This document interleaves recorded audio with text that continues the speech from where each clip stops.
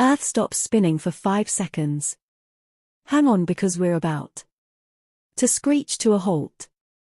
That's right. The Earth is going to stop spinning. For 5 seconds. The Earth makes one full rotation. Earth's rotation. On its axis in one day. This gives us day and night. The Earth is spinning. Because of collisions that happened when the planet was forming. 4.6 billion years ago. As a huge disk of gas and dust swirled around the sun. Dust and rock grains clumped together, generating forces that kept the planet rotating in one direction.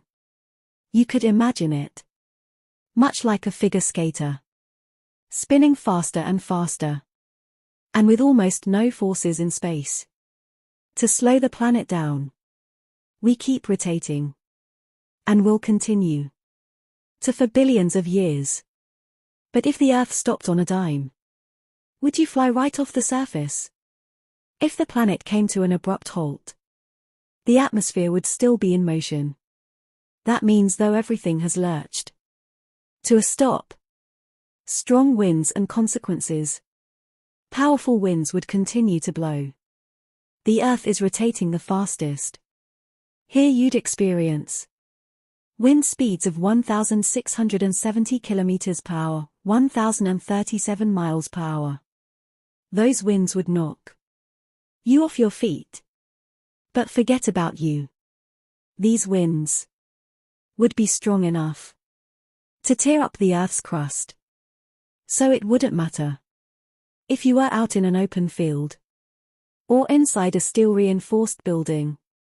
These winds would obliterate you off their foundations, send cars flying, and even tear apart concrete structures.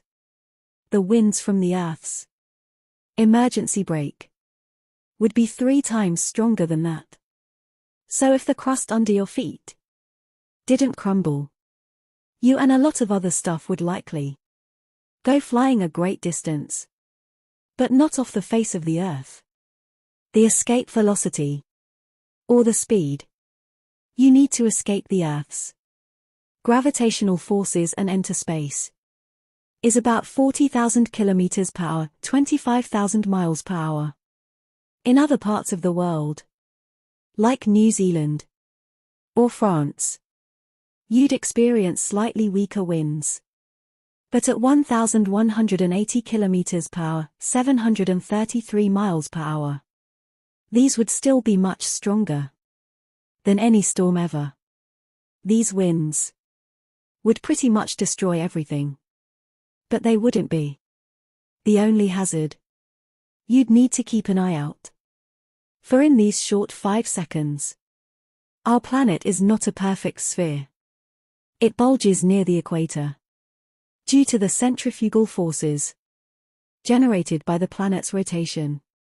If the rotation stopped, the Earth would transform quickly into a perfect sphere.